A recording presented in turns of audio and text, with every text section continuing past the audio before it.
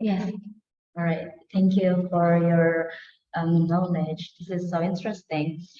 So as we navigate the realm of the AI integration in accounting and business, it becomes increasingly evident that human involvement plays a crucial role in overseeing AI systems and rectifying potential errors. So, could you kindly share your insights of the significance of human decision making in this context, and how does it complement AI's capability in driving successful outcomes? Can you, because you have an echo on your line, can you repeat the question, the last part of your question? Yes, so try to because there is an echo from. I'm sorry if there is an echo. Maybe I just gonna copy and write it down in the chat box so you can read it. Yeah, okay, that's also correct. Yeah. All right.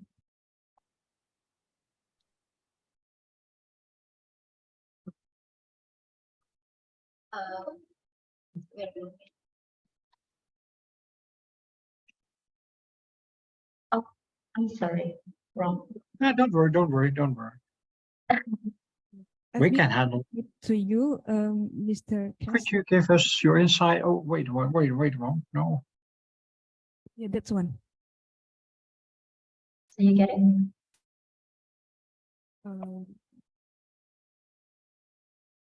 Well, could you give us your insights on the significance of human decision making in this context? How does complex complement driving successful outcomes?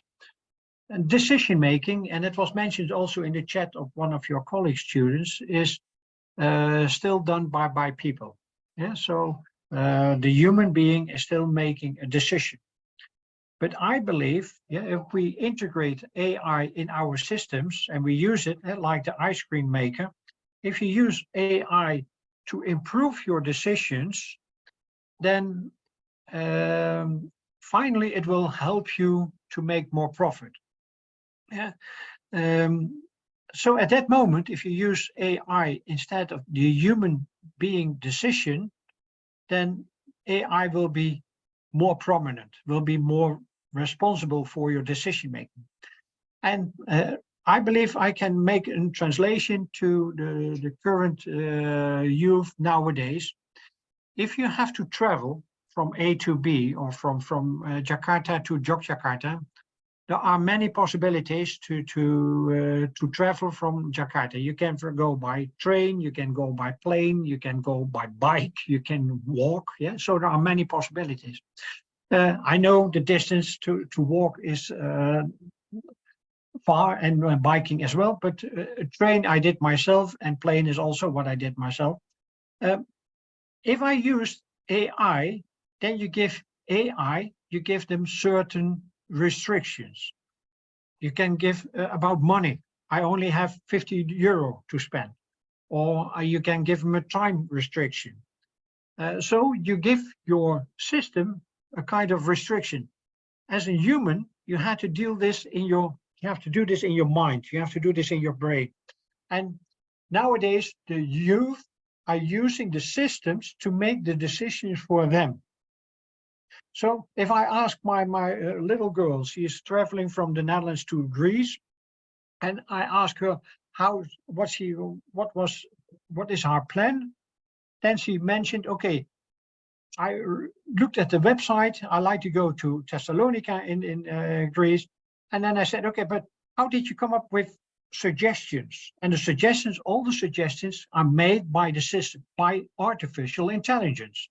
So I believe that artificial intelligence becomes more and more common, and that sometimes we don't know that it is done by artificial intelligence. Yeah.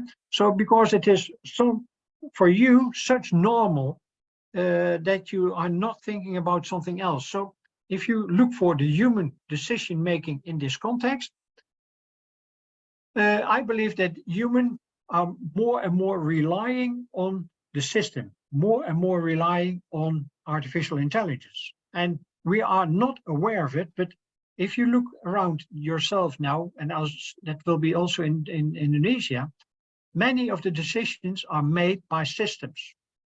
Yeah, if you if you look for making bread, the ovens, everything is done by systems, by the computer. Yeah, you have to do this, you have to do this, and it is not anymore the person himself who is doing something. It is the system who asks you to do something. If you prepare a meal, if one of my daughters is preparing a meal, she had her phone in her hand and looking to the menu, and she is reading exactly what is on the menu. That is artificial intelligence. It is made by the system, and you do exactly what is asked for. Has nothing to do with human being anymore. So if I prepare a meal, I don't need my Google. I don't need my telephone. No, I use logical thinking because that is my way of doing it. And still, I'm in that way old-fashioned. But for you, if you could you give us your insights on the significance of human decision making in this context? I believe more and more will be done by a system. And how does it complements AI's capabilities? And if you look now to AI, I started making cash flow statements half a year ago, and the first cash flow statements were bad. But during machine learning, and also what mentioned in the ice maker, maker, he also mentioned that in 2 years, the machine learning of artificial intelligence is that improved that it can be done by the system itself. So, and that is also why I believe that if we are not changing our way of thinking, AI will become more and more important than it was before. And in that way, lady, I believe that AI will be not only a complement, but will be more responsible for your decision making than you are yourself. And be aware of it, that if you make a decision, that you say, okay, is it done by myself or is it done by the system? And I believe, yeah, and that is also what you mentioned, it will be done by the system. Yeah. Is that an answer to your question? Okay, there is a question from Yeah, it really helps. So maybe wait a moment. Am I audible? I can hear you now, yeah. So based on what you answer, I get that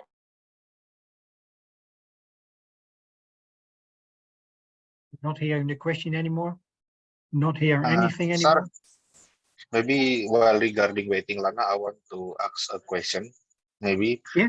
Okay. Responding what Mrs. Lana has been talk about how AI may be affecting the decision maker. I want to ask, like, as you know, like what you said, like what Mrs. Lana said, like now AI is like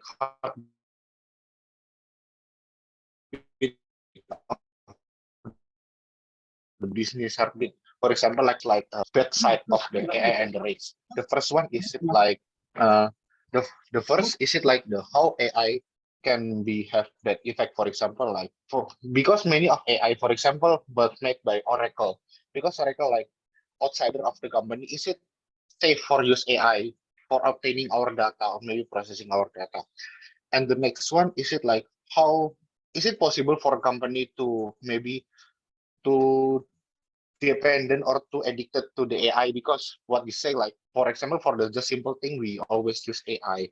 How we keep the independence as the company when AI, I mean, doing much work of the company. Thank you, sir. I hope I understood the question correctly, because there was a disconnection between the line for me and you.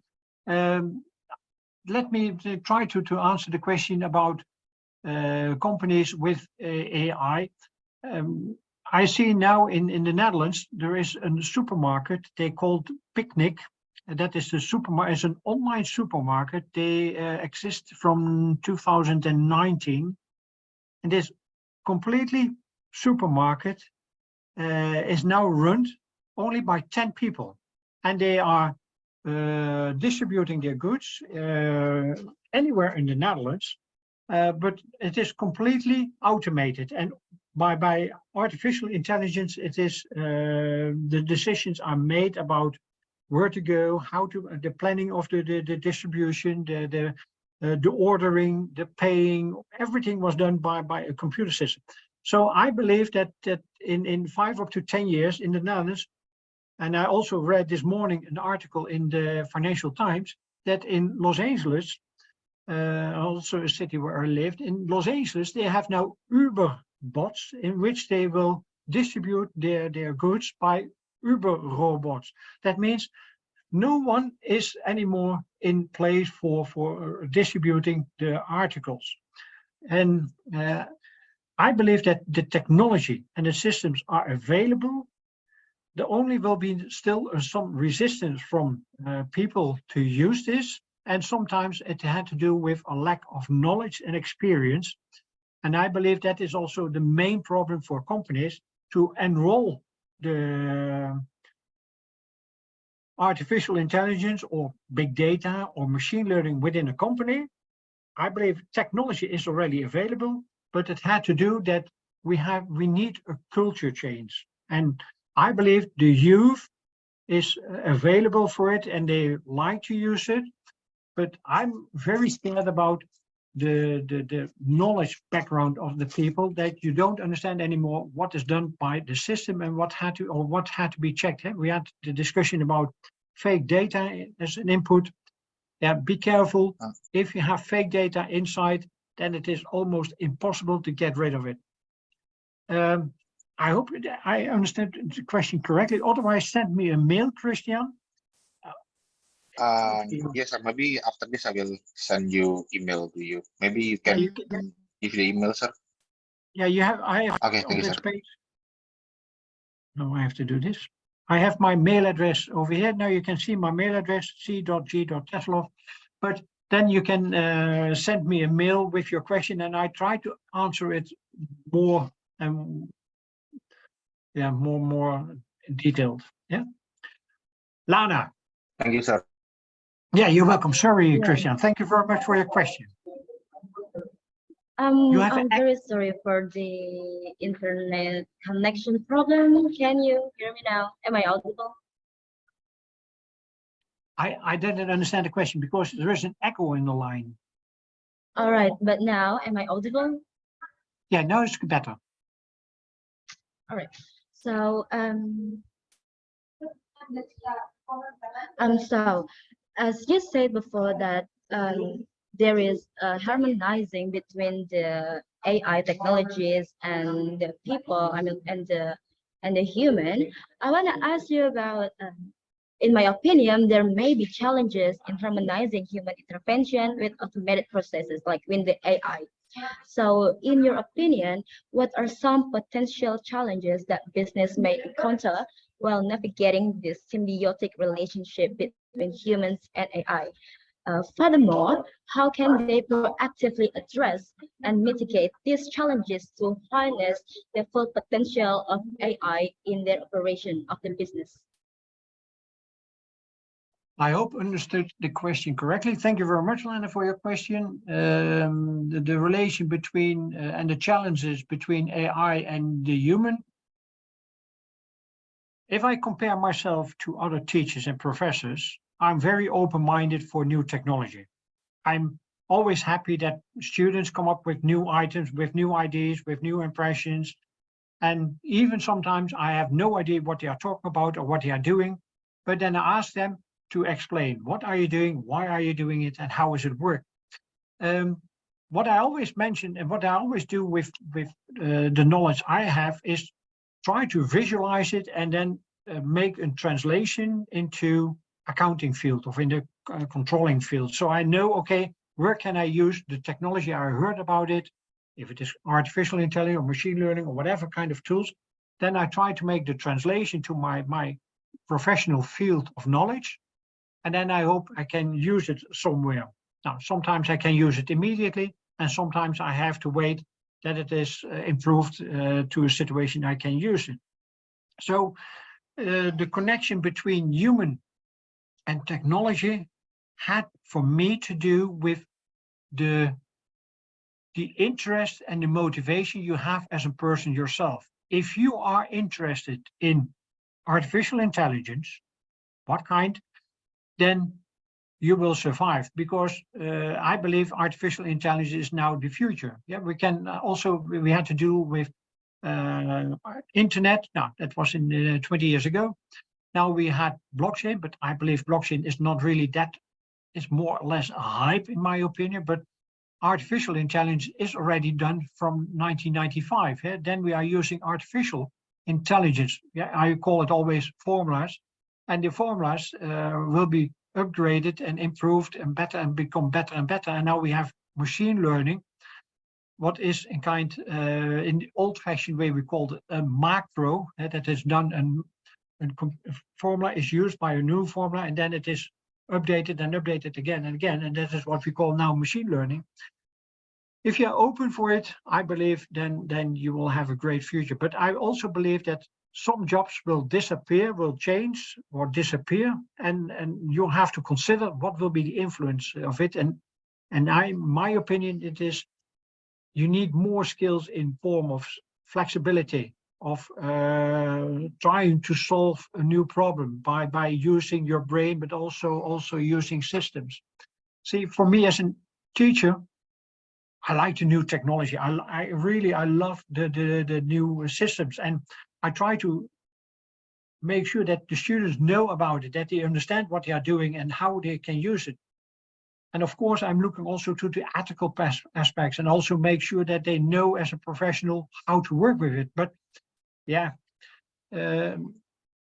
comparing the world with 40 years ago, yeah, then it was a huge change what I came through.